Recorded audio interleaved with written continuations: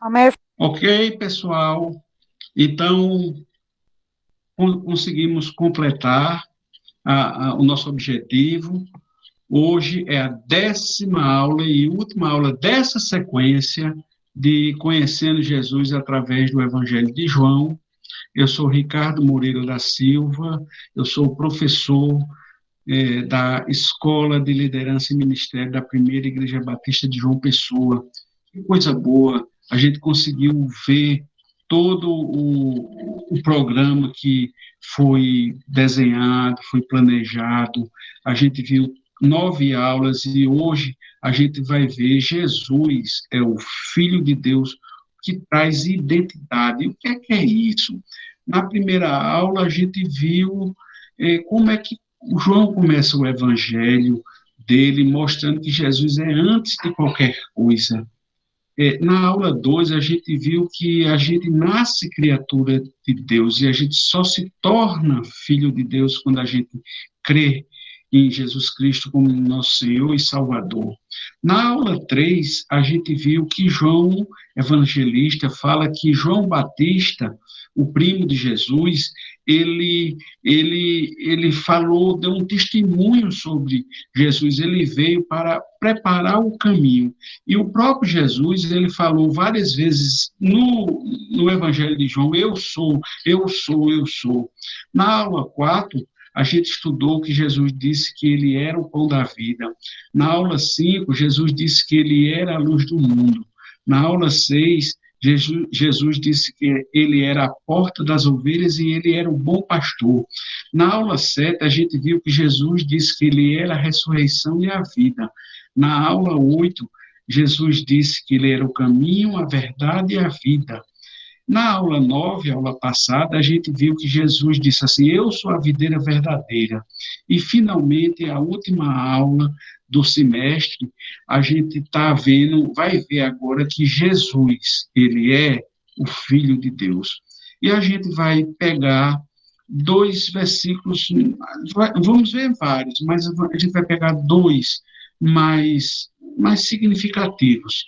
Um que João diz assim, o propósito de João ter escrito o Evangelho, né? Ele diz assim, mas estes foram escritos, essas palavras, tudo isso que eu escrevi aqui no Evangelho, tudo isso que eu escrevi, para quê? Para que creais que Jesus é o Cristo, o Filho de Deus, e para que crendo tenhais a vida em seu nome. Foi esse o motivo de João ter escrito o Evangelho. E o versículo talvez mais conhecido da Bíblia, né, é que Deus amou o mundo de tal maneira que deu seu Filho único, para que todo que nele crer não pereça, mas tenha vida eterna. João 3,16. Então, esses são bem significativos, né? E Jesus ser o Filho de Deus tem uma visão de identidade. O que é isso? Visão de identidade, né? A visão de identidade, assim, eu fui lá para a sociologia, fui para a filosofia para entender um pouco disso, né? E tentei traduzir com palavras que todo mundo entendesse. A palavra portuguesa identidade vem do latim identitas, quer dizer assim, idem, que é idem et idem, que quer dizer assim, identidade significa, é a mesma coisa. Quando eu digo que eu tenho identidade, eu estou dizendo, é a mesma coisa que aquilo, né? Então, veja, Habermas é um sociólogo, ele escreve sobre a linguagem, sobre como eu devo o que eu falo, o que você escuta. Habermas é bem conhecido nesse meio de sociologia. Ele diz que todo mundo tem uma identidade do eu, uma identidade natural, identidade de papel. Quer dizer assim, todo mundo, eu e você, tem uma identidade pessoal. Eu, por exemplo, olha, quando eu com 18 anos, como era novinho, né? Por exemplo, eu sou Ricardo Moreira da Silva. Eu tive um pai que já faleceu, o nome dele era José Moreira da Silva Filho. O nome da minha mãe, que é viva ainda, que está por aqui, é Dilvani de Lima Moreira. Eu nasci em Natal, no Rio Grande do Norte. Eu nasci no dia 2 de março de 1964, né? Eu, pela minha identidade, todo mundo vê que eu fui alfabetizado, porque além de mim, minha impressão digital, tem uma foto, tem meu nome assinado, então eu eu, eu aprendi a escrever, e eu tenho um número, é 2793076. Então, isso diz quem eu sou um homem, eu sou do sexo masculino. Então, isso tem a ver com minha identidade pessoal, né? Mas existe outra coisa, além dessa identidade pessoal, né? Jacques, que é outro sociólogo, diz que existe um pressuposto relacional, que todo mundo, além de ser individual, todo mundo também participa de uma esfera social. Então, ele fala de uma identidade social, né? Então, a identidade pessoal, que eu disse agora, é um atributo da pessoa, mas a identidade social tem a ver com o que mostra que ele pertence, a pessoa pertence a grupos que falam do que a pessoa é, né? Isso seria, então, identidade social, né? Eu, por exemplo, eu tenho a minha família, minha esposa Jo, Daniela, minha filha Marcelo, Gabriel, minha filha casou com o Alex, então Alex agora é meu filho adotivo, eu adotei Alex como meu filho. Eu tenho um pai, eu tive um pai, Moreira, que morreu, minha mãe está aqui na foto, casou com Tarcísio, então eu adotei agora Tarcísio como um pai, é um agregado meu, Jô tem o pai e a mãe dela, assim, são agregados, é uma família estendida, né? Fora isso, por exemplo, lá em Portugal, essa foto de cima, nós temos amigos que a gente se reunia, está aí pastor Jonas, que a gente se reunia junto com eles para celebrar, para almoçar junto, para viajar junto. Uma oportunidade, Kelly aí embaixo, que era da nossa igreja, casou com o pastor Gabriel, hoje é pastor presbiteriano, ele está em missão, lá numa cidade que ficava a 300 quilômetros da gente, lá na Espanha, a gente foi visitar, eles tiveram esses dois bebezinhos, essas duas bebezinhas bem lindas, e a gente foi o primeiro casal com Marcela a ir visitar eles, ele fez um almoço para a gente, então é meu ciclo de convivência, minha identidade social, tive a gente tinha uma banda antes da pandemia, tá aí eu tocando no Cursilho, com o Bruno, com como é, menino, que agora com, com o Jô, o Jonildo, com o Marquinhos Top Som, que estava tocando bateria nesse dia aí com a gente, na volta do Concílio, era Pastor Kerlin. Assim, é meu grupo de banda, esse meu grupo aí é meu grupo de universidade, quando eu estava fazendo pós-doutorado, a gente foi fazer. Então, existe, eu sou professor da universidade, eu tenho essa identidade, né? E, além dessa parte pessoal e social, tem, assim, uma outra coisa. Vamos ver o que foi que aconteceu com Paulo. Paulo saiu de Jerusalém a caminho de Damasco para ir prender um bocado de cristão, para ir combater a igreja de Cristo, e literalmente ele caiu por terra, né? Uma luz bem grande apareceu, Jesus, eu sou a luz do mundo, né? Que apareceu para ele, e, e Paulo perguntou assim, Senhor, quem és? E ele disse assim, eu sou Jesus, a quem você persegue, duro é para ti lutar contra os agrilhões assim, aquele que marcava prendia o gado, né? Mas levante-se e entre na cidade, onde lhe dirão que tem que fazer. Então, Saulo, que era o nome de Paulo, judeu, Jesus chama ele de Saulo, que é uma abreviatura de Saul. Assim, Paulo não é que Jesus mudou de nome, não. Paulo era o nome romano dele, Saulo era o nome judeu dele. Ele ficou 3 dias sem ver, então ele mudou.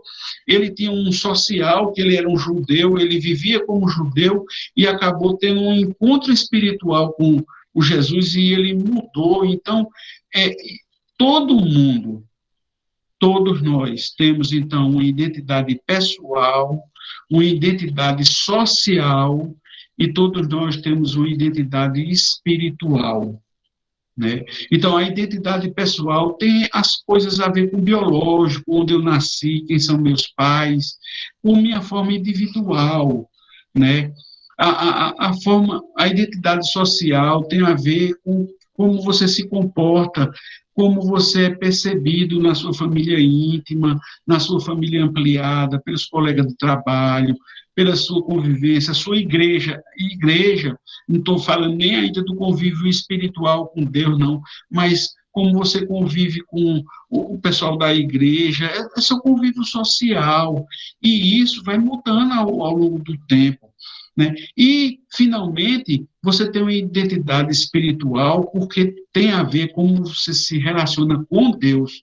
Às vezes, tem muita gente que tem identidade espiritual e nem é com o nosso Deus, é com outros deuses, infelizmente.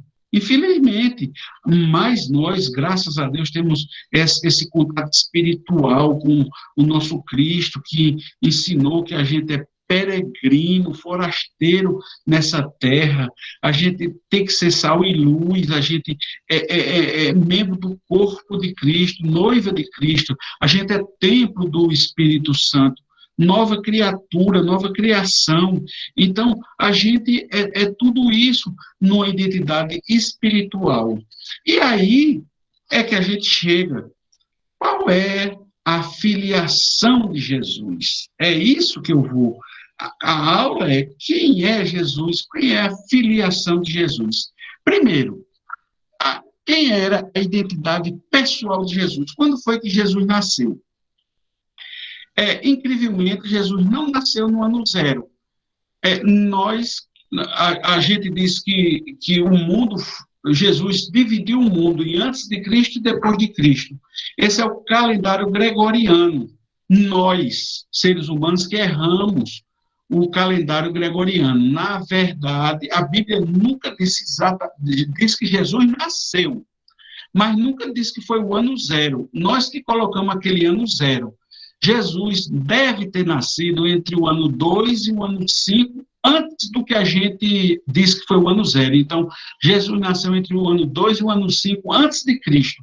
E isso tem uma comprovação até científica para isso. Por exemplo, Colin Huffington, ele é um físico da Universidade de Cambridge, e ele sabe que a estrela de Belém que guiou os magos foi um cometa que foi visto aqui no planeta Terra durante 70 dias no ano 5 a.C. Isso foi publicado numa revista científica, Quarterly Journal of Royal Astronomical Society, né? Tem uma passagem na Bíblia que diz que Herodes, o Grande, reinou na Judéia. Não, isso não é passagem bíblica, mas os livros mostram que Herodes, o Grande, reinou na Judéia no ano 37 até o ano 4 antes de Cristo, né? E ele teve 3 filhos, né? E a Bíblia relata que, tendo nascido Jesus em Belém da Judéia, Belém da Judéia, porque existe Belém da Galileia, então Jesus nasceu lá embaixo, Belém da Judéia, no tempo do rei Herodes. Ora, se Herodes morreu no ano 4 antes de Cristo, então Jesus nasceu entre 4 e 5 antes de Cristo. Aí, eis que vieram os reis, os magos do Oriente a Jerusalém. Entenderam o que eu estou dizendo? Lucas, no capítulo 3, diz assim: e no ano 15 do império de Tibério César, sendo Pôncio Pilatos, presidente da Judéia, e Herodes, tetrarca da Galileia. Quando diz Herodes tetrarca, o tetrarca da Galileia é o filho de Herodes. E diz assim, e o mesmo Jesus começava a ser de quase 30 anos. A pessoa tem quase 30 anos. A pessoa tem quantos anos? 29. 29. Aí você vai para o livro de história. O imperador Augustus, que foi o primeiro imperador de Roma, ele viveu 75 anos e ele foi imperador até o ano 14 a.C. E Tibérios, o filho adotivo dele, ele casou com a mãe de Tibérios e adotou Tibérios. E Tibérios, ele começou a reinar no ano 14 depois de Cristo. E a passagem da Bíblia diz que foi no ano 15 de Tibério César. Então, o ano 15 de Tibério César foi no ano 14 depois de Cristo. No ano 28 depois de Cristo. Então, Jesus tinha 29 anos. Ou seja, essa passagem de Lucas, que diz que Jesus tinha 29 anos, foi no ano 28 depois de Cristo. Ou seja, Jesus nasceu no ano 2 ou 3 antes de Cristo. Só uma curiosidade, minha gente. Isso é difícil você entender, mas eu quero que você entenda. Se você pode depois ver no YouTube bem direitinho essa explicação escrita, que você vai entender que Jesus nasceu entre o ano 2 e o ano 5 antes de Cristo. Então, uma curiosidade. Aquela passagem que eu falei de Tibérios, né? Tem uma passagem na Bíblia que os fariseus perguntam a Jesus, é lícito dar tributo a César ou não? E Jesus disse, me mostra a imagem que tem na inscrição, e Jesus disse, dá a César o que é de César, né? E eu pesquisei, olha, eu consegui comprar, olha, essa moeda, eu consegui para dar aula, eu queria tanto dar aula presencial para mostrar a moeda a vocês, assim, essa é a moeda da época de Jesus, com a inscrição de Augustus, né? Eu queria tanto que vocês pegassem na moeda de Augusto. Então, a moeda que foi mostrada a Jesus, ou foi essa aí, o denário de Tibérios. Aí você vê como é pequenininho um denário, porque um denário, o que valia, na verdade, era o peso da prata, né? 10 moedas dessa é que comprava uma moedinha dessa de, de prata. Mas, se Deus quiser, a gente vai dar uma aula presencial e vocês vão pegar nas moedinhas que possivelmente Jesus viu uma moeda dessa, ou essa. Não foi essa, não, assim, uma dessas, né? Jesus, então, assim, e nasceu possivelmente nos dias 9 de março, entre 9 de março e 4 de maio. Sabe por quê? Não foi no dia 25 de dezembro. E isso, o teólogo britânico, esse Borning, ele viu que foi a igreja de Roma que fixou no dia 25 de dezembro para a gente comemorar o nascimento de Jesus, que não tem problema nenhum, não, já que a Bíblia não diz, né? Esse período de 9 de março a 4 de maio, ela condiz com o período que passou a estrela de Belém e o cometa, que foi entre março e maio, no ano 5 a.C. Quando Jesus nasceu, é relatado que Maria deu à luz a seu filho primogênito, ou seja, ela teve mais filhos, e envolveu em panos e deitou numa manjedoura. Olhe, se ele tivesse nascido em dezembro, seria impossível ela deitar Jesus numa manjedoura, seria frio demais. E os pastores que estavam no campo e guardavam durante a vigília da noite o seu rebanho. Em Jerusalém, em dezembro, é frio demais. O rebanho é recolhido para dentro desses lugares fechados. Então, Jesus não nasceu em dezembro, sabe? Outra coisa, nós sabemos hoje que Jesus é filho biológico de Maria e de adoção por José. né? E existe até uma polêmica, que eu não vou entrar nessa polêmica, não. Existem estudiosos que dizem que até filho biológico de Maria, Jesus não é. Ele usou a barriga de Maria com barriga de aluguel, mas não vamos entrar nessa polêmica, não. Mas a gente sabe que José foi pai adotivo, né? Agora, os evangelhos de Mateus e Lucas resistem à genealogia de Jesus. Veja, Mateus apresenta de Abraão até Jesus. Chega em Davi, agora só que o filho seguinte é Salomão, na genealogia, quando Mateus apresenta. Lucas começa de Jesus e vai de trás para frente, e vai até Adão. E só que quando chega em Davi, o filho que Lucas apresenta não é Salomão, é Natã. E os dois passam por Judá, né? Por que passam por Judá? Porque passam por Davi.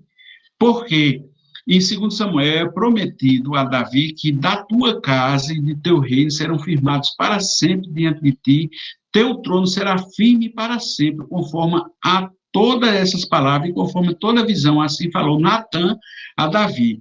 Então foi prometido a Davi que o trono de Davi seria para sempre. Então, tanto Mateus e Lucas relatam passando por Davi, né? Então, a Bíblia isso é uma contradição, porque as duas genealogias, uma passa por Salomão e outra passa por Natã, e agora, meu Deus, como é que eu sou professor e vou resolver esse problema com vocês? Vamos analisar e vamos entender. Os judeus, todo mundo sabia que Jesus Cristo ia nascer da tribo de Judá. Está lá em Gênesis 49. Judá, a ti te louvarão os teus irmãos, a tua mão será sobre o pescoço dos teus inimigos, os teus filhos e teus pais se inclinarão. Judá é o leãozinho da presa, subiste, filho meu. Então, o judeu sabia que o prometido viria da tribo de Judá. E nós cristãos sabemos que Jesus não teve um pai biológico, né? Que a gente lê em Lucas que no 6º mês o anjo Gabriel foi enviado por Deus a uma virgem desposada com um homem cujo nome era José, da casa de Davi, e o nome da virgem era Maria, e disse-lhe: descerá sobre ti o Espírito Santo, e a virtude do Altíssimo te cobrirá com a tua sombra, por isso também o santo que há de nascer será chamado Filho de Deus. Então, se a genealogia não passasse por Judá, um judeu hoje em dia teria direito de dizer que Jesus não era filho de Deus. Por isso que tanto Mateus como Lucas passa por Judá. E se aparecesse o nome de Maria, o filho sozinha, os costumes judaicos, Maria ser apedrejada. Maria e o filho seriam apedrejados. Então, Jesus cuida disso, sabe? E uma curiosidade só para a gente saber. Davi teve muitos filhos, registrado na Bíblia. Letra H, lá tem muitos, não vou ler todos, não. Letra H, Batseba teve um filho sem nome que morreu, que foi o fruto do adultério dela com... todo mundo sabe a história de Davi, que ele olhou Batseba, que era esposa de Urias e tudo, e houve adultério, e o primeiro filho nasceu e morreu, o bebê. Depois disso, o próprio Davi, Batseba teve Samua, em algumas Bíblias está traduzido como Semeia, Sobabe, Natã e Salomão. Veja, são filhos de Davi, Natã e Salomão. Preste atenção. Quando a gente lê Mateus, livro da geração de Jesus Cristo, filho de Davi, filho de Abraão, aí começa, Abraão gerou Isaac, Isaac gerou Jacó, Jacó gerou Judá, aí chega, e Jessé gerou o rei Davi. E o rei Davi gerou Salomão. Ó, ele fala do filho Salomão, que foi da mulher de Urias. E segue Roboão e não sei o que, não sei o que. E lá no fim, diz, e Jacó gerou José, marido de Maria, da qual nasceu Jesus, que se chama o Cristo. Eita! Mateus, pela genealogia que Mateus fala, Jesus vem da linhagem de Davi e do filho Salomão. E o pai de José é Jacó. Tem vários Jacó na Bíblia, viu? É um nome comum, Jacó. Eita, vamos lá. Aí, quando a gente vai para Lucas, a gente vai lá. E o mesmo Jesus começava a ser de quase 30 anos, como se cuidava, filho de José, filho de Eli, e Eli de Matã. Aí a parte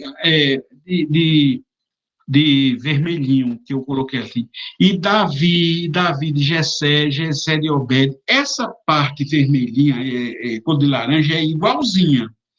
É igualzinha. E Lucas ainda acrescenta, e Mateus não, acrescenta de Abraão para trás ainda, até chegar em Adão. Não tem problema nenhum. Não existe contradição. Mas o que, o que começa é que Davi, quando Lucas fala de Natã, o filho Natã, e aí Natã teve um bocado de filhos, filhos, não sei o que, e José, o pai de José é Eli. Eita! E agora, meu povo? Mateus, os dois mostram que Jesus é descendente de Judá, joia. Os dois mostram que Jesus é descendente do rei Davi, joia. Só que Mateus mostra, depois de Davi, uma descendência de Salomão. E Lucas mostra uma descendência de Natã. E agora, meu povo, quando chega lá na frente, diz que Jacó gerou a José, marido de Maria. E lá na frente, em Lucas, diz que José, filho de Eli. Aí a gente só entende quando vai para o grego. Né? Essa palavra gerou, no grego, essa palavra aí que eu não sei nem dizer. Essa palavra aí quer dizer, gerou, Jacó é pai, ele é pai de José, ele tem a paternidade de José. Jacó é o pai de José, quer dizer. E a palavra José, filho de Eli, a palavra grega usada é uios. Essa palavra aí, uios, no grego, quer dizer filho ou adotado. Ah, aí a gente vai para os costumes judeus e vai entender. Lá em Números, Antigo Testamento, Números 36, versículo 6, diga assim, diz, na lei de Moisés, diz assim, sejam por mulheres a quem bem parecer aos seus olhos, contanto que se casem na família da tribo de seu pai. Então, Maria, quando escolheu José para casar, José era da tribo de Davi, então Maria era da tribo de Davi também. E quando isso acontecia, na genealogia, o nome Maria não aparecia, porque o costume judaico não era dar essa honra à mulher. Infelizmente, o costume judaico era assim.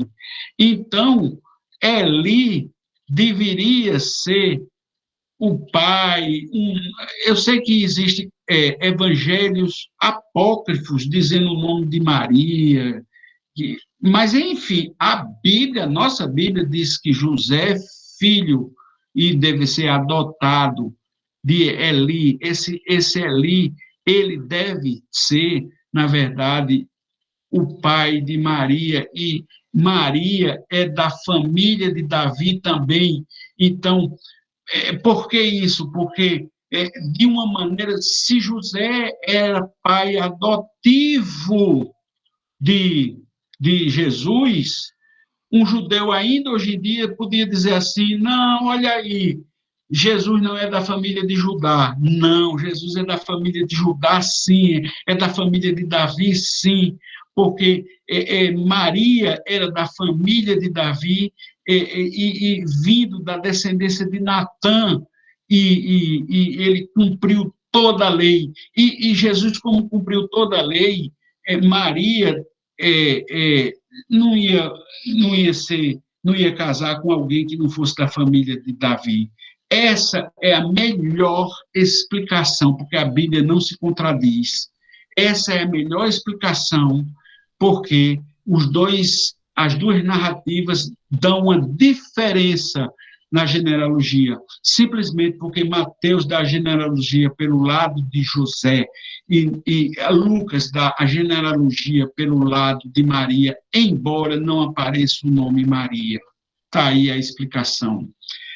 E qual é a identidade social de Jesus? Jesus nasceu na Judéia, numa família de pai e mãe judeus. Ele mesmo disse assim: não cuideis que vim destruir a lei ou dos profetas, eu não vim revogar, eu vim cumprir. Então, ele cresceu sob toda a lei judaica, e a lei não era pequena. Vê que Levítico diz assim: esses são meus estatutos e juízos e as leis. Então, assim, a lei era pequena, não era pequena não, era toda a Torá escrita, tinha toda a parte escrita, chamada Torá Shibeshitá, não sei nem dizer, e tinha a Torá oral, né, que era o que os judeus chamavam de interpretações e explicações dos mandamentos da Torá escrita. Então, Jesus veio com essa identidade social, ele veio e cumpriu toda a lei do judaísmo, ele era um judeu, né? E ele veio caminhar do nosso lado, ele era filho de Deus, caminhou com a gente, seguindo os princípios judeus. E como ele seguiu os princípios judeus, ele, com 8 anos de idade, ele foi para uma sinagoga aprender a lei de Moisés. Embora não precisasse, porque ele era Deus, mas ele foi para lá. Ele ficou quase 30 anos sem mostrar que era Deus. Sabe por quê? Porque somente com 30 anos é que um judeu passava a ter voz, ser reconhecido como judeu e ter voz ativa e poder pregar. Então, por isso que só com 30 anos ele começa o ministério dele. Quando ele foi batizado para mostrar a mim e a você que precisa se dar testemunho público de arrependimento de pecado, embora ele não tivesse pecado nenhum. Ele fez diversos sinais e milagres para mostrar quem ele era. Ou seja, ele tomou para si a responsabilidade de ser identificado como um judeu da tribo de Judá. Isso prometido pelo Antigo Testamento. Isso era a identidade social de Jesus, porque todos aqueles que o receberam, aos que creram no seu nome, deu-lhes o poder de se tornarem filhos de Deus, né? E a identidade espiritual de Jesus? Ele não era apenas o Filho de Deus, segunda pessoa da Trindade, sabe? Mas ele era o próprio Deus, a essência de Deus. Por isso que João começa que o Verbo se fez carne e habitou entre nós, e vimos sua glória, a glória que o Filho único recebe do seu Pai, cheio de graça, que o pastor Daniel falou há 2 aulas passadas, e de verdade, né? Incrivelmente, a identidade espiritual de Jesus começa lá em Gênesis, capítulo 3, quando o Senhor diz assim, disse à serpente: porquanto fizesse isso, maldita serás, mais do que toda a fera e mais do que todos os animais do campo. Sobre teu ventre andarás e pó comerás sobre todos os dias da tua vida, e porém, olha, inimizade entre ti e a mulher, entre a tua semente e a sua semente, a semente da mulher. Esta te ferirá a cabeça e tu ferirás o calcanhar. Jesus, o nome de Jesus não foi pronunciado lá no Gênesis, mas já era Jesus espiritualmente lá no Gênesis, né? Esse anúncio já era mostrando que Jesus Cristo salvaria o mundo da condenação eterna de viver longe de Deus. Aí, o que é essa condenação eterna de viver longe de Deus? O pastor Alexandre Ximenes, eu já disse isso, acho que na aula de Gálatas, diz que, assim, não precisa ir muito longe, não.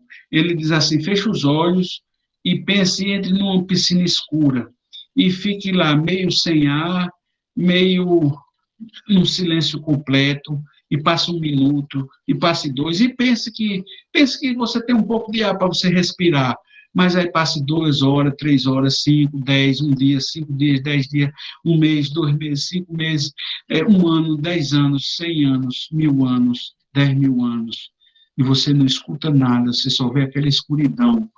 Ele diz, pastor Ximenes diz assim, olha, não precisa o inferno ser quente, não. A ausência de Deus, a ausência de quem você tem com quem falar, de quem você tem com quem conviver, isso já é um inferno. Mas não é só isso, não. O lugar de condenação nem é geladinho feito uma piscina, é um lugar onde o fogo nunca se apaga, é um lugar onde há choro e ranger de dentes, preparado para o diabo e seus anjos, onde o verme que atormenta o ímpio nunca morre, lugar de destruição eterna, lugar que existem as mais densas trevas. Você fecha os olhos e você abre os olhos, você não vê nada, nada. Não parece um lugar bacana da gente ir, não. Eu não aconselho a ninguém ir para esse lugar, sabe? A identidade espiritual de Jesus conta quem ele é. Em Gênesis capítulo 12, talvez o diabo, depois daquela conversa que teve com, que Deus falou com ele lá, quando ele estava travestido de serpente, ele saiu doido através para ver quem era a quem ia pisar na cabeça dele. Aí ele pensou que era Abraão, né? Mas Abraão mentiu. Mas quando Deus pediu para Abraão sacrificar o filho, aí Satanás achou que era Abraão, pensou que era Isaac, mas não era Abraão. Talvez Satanás pensou que era Moisés, né? Mas Moisés, a Bíblia nem relata isso, foi criada no Egito, com todos os deuses do Egito, né? Moisés, depois de virar o Salvador, ele pecou muito antes disso, sabe? Deus levanta o rei Davi em 1050 a.C., sabe? Segundo o coração. Mas Davi, menino, eita, Davi pecou demais, sabe? Não era ainda o prometido. Até que veio Jesus Cristo, sabe?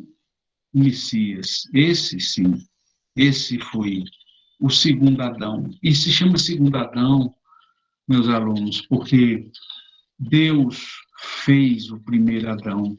Ele manipulou o primeiro Adão. E Deus manipulou o segundo Adão, Jesus Cristo, quando a sombra do Altíssimo cobriu Maria e não teve espermatozoide em fazer Jesus Cristo, não. Né? Como a gente sabe que é ele, Jesus mesmo? Primeiro, o nascimento, como eu disse agora, foi já um milagre. Não foi feito sem a união do óvulo e do espermatozoide. Foi a sombra de Deus que cobriu Maria e manipulou toda a genética, sabe? No batismo houve um milagre, quando uma voz lá de cima gritou, eis que uma voz gritou e disse assim, eis que esse é meu filho amado. Quando ele estava orando antes de ser preso, desceu uma nuvem e cobriu todo mundo. E, de novo, essa voz disse assim, eis que esse é meu filho amado, a ele ouvi. né? Quando Jesus fez diversos milagres, sobretudo quando fez um cego de nascença ver e um morto que já cheirava mal ressuscitar. Quando Jesus morreu na cruz e clamou em alta voz: Pai, em tuas mãos eu entrego o meu espírito. Isso podia até outra pessoa fazer, mas quando ele fez isso, o véu se rasgou de cima a baixo, a terra tremeu, houve terremoto, os sepulcros se abriram e muitos ressuscitaram e andaram, e muita gente viu o, alguns ressuscitados. Quando ele morre, existe escuridão nos céus, terremoto. O centurião diz assim: verdadeiramente este era o Filho de Deus. Quando ele ressuscitou ao terceiro dia, essa prova espiritual diz assim, o anjo diz assim: o que é que tu está procurando, Maria? Não está aqui, ressuscitou, vem ver, o lugar tá vazio, Maria. Depois de ele ter aparecido para mais de 500 pessoas, ele estava falando, que estavam perguntando a ele, e quando ele ia voltar, ele disse assim: olha, o Espírito Santo vai descer e vão ser minhas testemunhas para toda a Judéia, Samaria. E quando está dizendo isso, ele é elevado, ele é assunto aos céus, e todo mundo vê isso, e dois anjos vestidos de branco dizem assim: homens galileus, por que vocês estão olhando para o céu? Esse Jesus, dentre vós, foi recebido em cima dos céus. Rapaz, esse é Jesus, que tem essa identidade espiritual acoplada, misturada com a essência de Deus Pai. Eles e o Espírito Santo são uma única pessoa, que se manifestam a nós de forma diferente. Por isso o Evangelho de João diz que ninguém viu a Deus. O Filho único que está no seio do Pai foi que revelou, foi Jesus. Por isso que João diz assim: eu vi e dou testemunho que ele é o Filho de Deus. Por isso que falou-lhe Natanael: mestre, tu és o Filho de Deus, tu és o Rei de Israel. Por isso que ele disse assim: em verdade vos digo, vereis o céu aberto e os anjos do céu subindo e descendo sobre o Filho do Homem. Por isso, relatado em João: ninguém subiu ao céu senão aquele que desceu do céu, o Filho do Homem que está no céu. Há diversas passagens, que eu não preciso nem ler todas, que só não crê quem não quer crer, né? Que João relata várias, e Moisés relatou que, como uma semente do deserto, será levantado o Filho do Homem, porque Deus não enviou o Filho ao mundo para condená-lo, mas para ser salvo. Quem nele crê não será condenado, mas quem não crê já está condenado. O Pai ama o Filho e confiou-lhe todas as coisas. Aquele que crê no Filho tem a vida eterna. Jesus tomou a palavra e disse: em verdade, verdade vos digo, o Filho de si mesmo não pode fazer coisa alguma. Ele só faz o que vê fazer o Pai. Ele e o Pai eram uma coisa só. Vou passar para frente, né? Assim também o Pai não julga ninguém, mas entregou todo o julgamento ao Filho. Deste modo, todos honrarão o Filho, bem como honram o Pai. Lá para baixo, trabalhai não pela comida que perece, mas pela que dura até a vida eterna, para que o Filho do Homem vos dará, pois nele Deus Pai imprimiu todo sinal. O último aqui. Então Deus lhe disse: em verdade, verdade vos digo, se não comeres a carne do Filho do Homem, não beberes o seu sangue, não tereis a vida em vós mesmos. E tem mais: que será quando vires subir o Filho do Homem para onde ele estava antes? Olha, onde Jesus estava antes, no meio. Se, portanto, o Filho humano, o Filho vos libertar, verdadeiramente serás livre. Embaixo, a essas palavras, disse-lhe Jesus: essa enfermidade não causará a morte, mas tem por finalidade a glória de Deus. Por ela será glorificado o Filho de Deus. Sim, Senhor, eu creio que tu és o Filho, és o Cristo, o Filho de Deus, aquele que devia vir ao mundo. João 11, 27. Respondeu-lhe Jesus: é chegada a hora para o Filho do Homem ser glorificado. Lá o último. Respondeu-lhe os judeus: nós temos uma lei, e segundo essa lei, ele deve morrer, porque se declarou o Filho de Deus. Eita, os judeus disseram isso. Meu Deus, por que eles disseram isso? O Evangelho de João traz 39 citações diretas falando que Jesus é o próprio Deus, subsistindo em forma de Filho de Deus. E fala diversas, mais de 70 vezes, ou Filho de Homem. Filho do Homem, como eu já disse, é o representante de Deus aqui na Terra. E mais de 70 citações indiretas para mostrar que Jesus é Filho de Deus. Até no julgamento, Jesus foi diferente, né? Veja, eu estou encerrando. E levantou-se o sumo sacerdote e disse-lhe: não responde coisa alguma a que esses depõem contra ti. Jesus, porém, guardava silêncio. Insistindo, o sumo sacerdote disse-lhe: conjuro-te, pelo Deus vivo, que nos diga que se tu és o Cristo, Filho de Deus. Disse-lhe Jesus: isso é importante, viu? Vocês vão entender. Tu dissestes, digo-vos, porém, que vereis em breve o Filho do Homem assentado à direita do poder e vindo sobre as nuvens do céu. Então o sumo sacerdote rasgou as suas vestes, dizendo: blasfemou, para que precisamos ainda de testemunha? Eis que bem ouviste agora suas blasfêmias. Então, os líderes judeus acusaram Jesus foi de blasfêmia, né? Mais tarde, eles pegaram Jesus, levaram para Pôncio Pilatos e disseram assim: olha, Pôncio Pilatos, Jesus tem que morrer porque ele se fez filho de Deus. E todo mundo sabe a história, né? Esse juiz, ele viveu no começo do século, sabe? Ele morava em Nova York, foi um teólogo.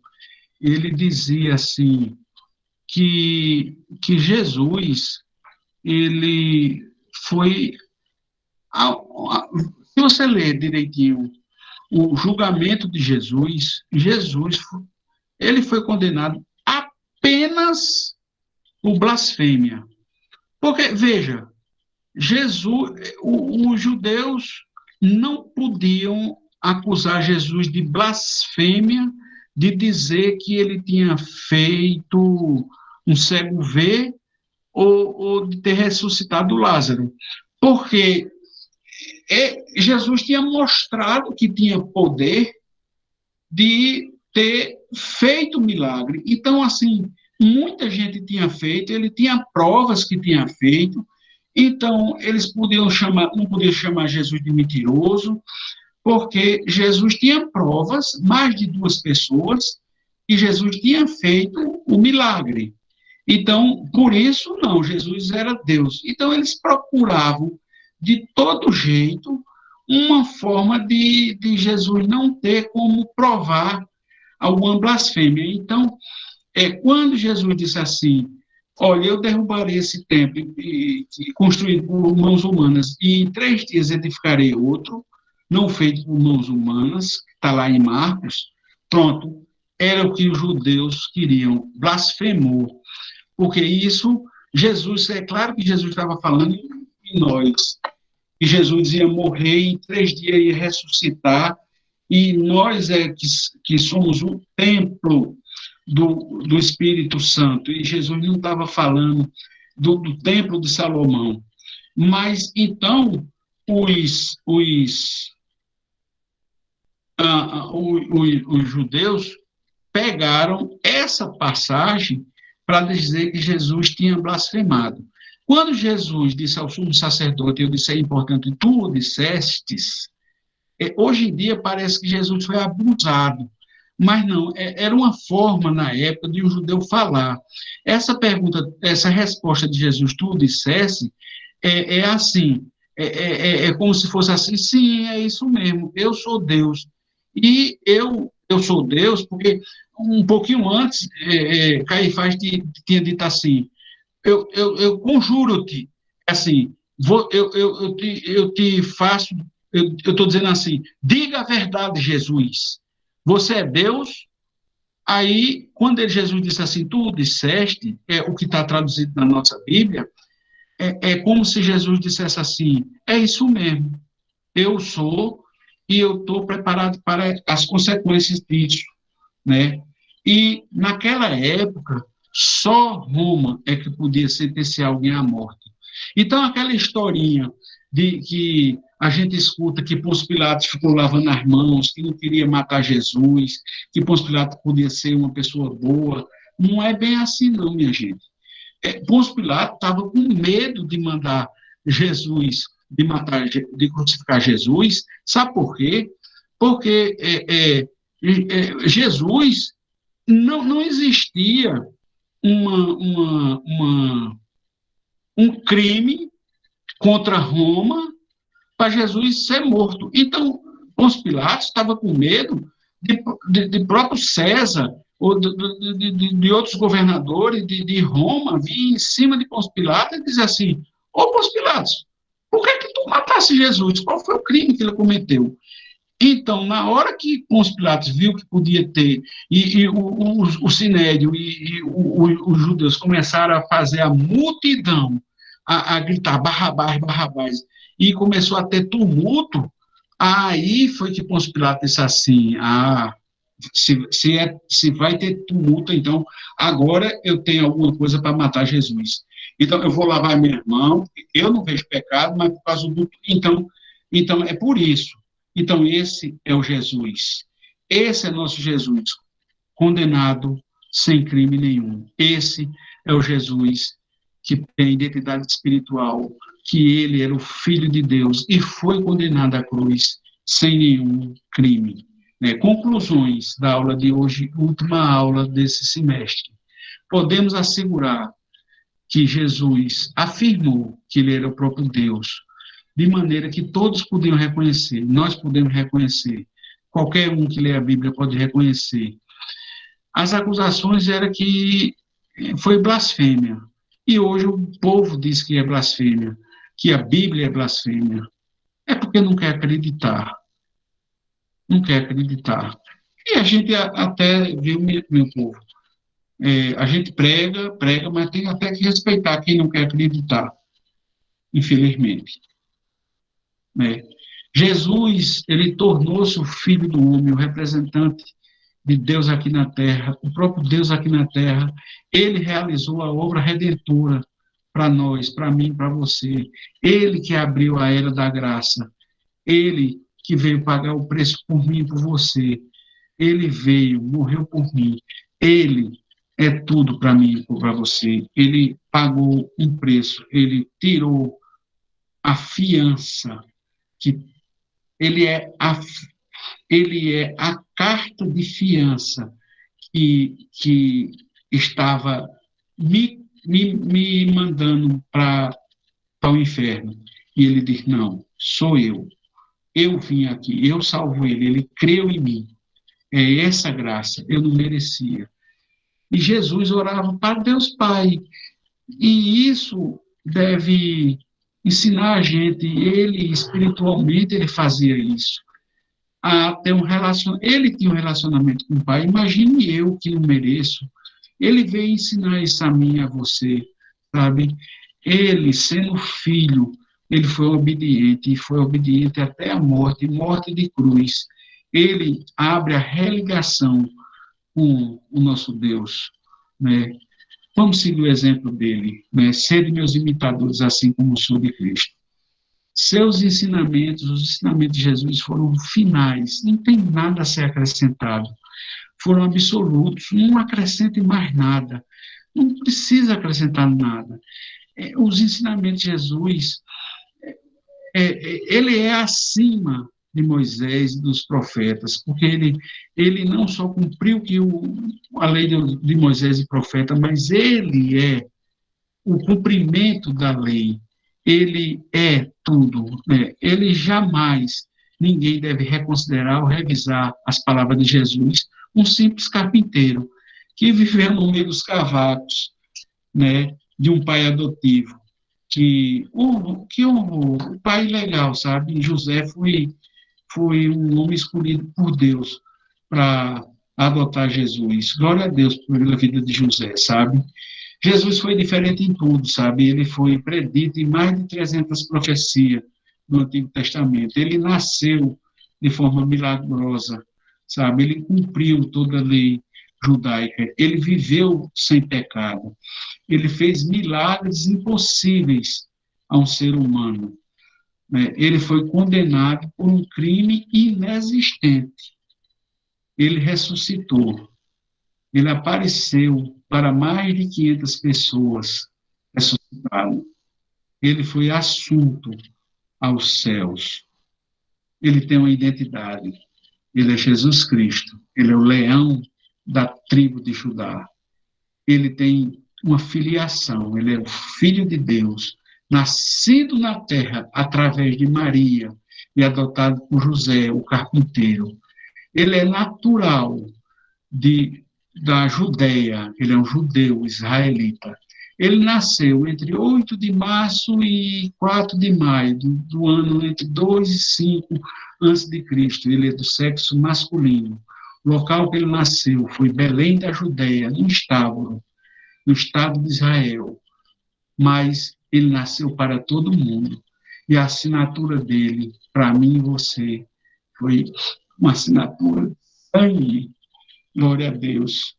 E João, é, Filipe pediu para Jesus mostrar o Pai. E Jesus diz assim, Filipe, e ele diz para mim e para você, ele diz isso para vocês, meus alunos, vocês da Elim, vocês salvos pelo sangue de Jesus. Eu estou conversando com vocês há tanto tempo eu estou conversando com vocês através de Ricardo, do pastor Daniel, do pastor Estevão, da irmãzinha do lado.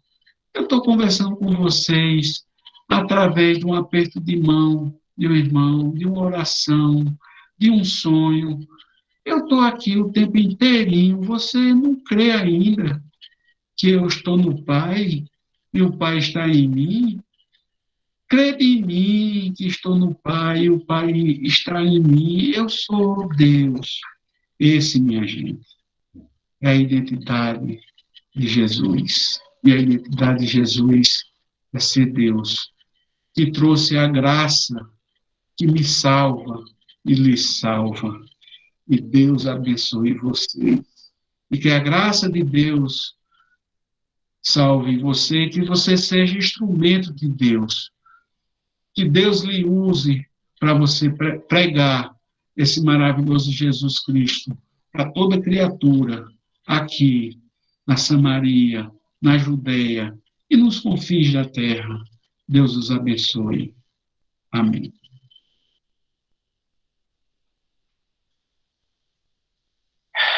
Então, agora, minha gente,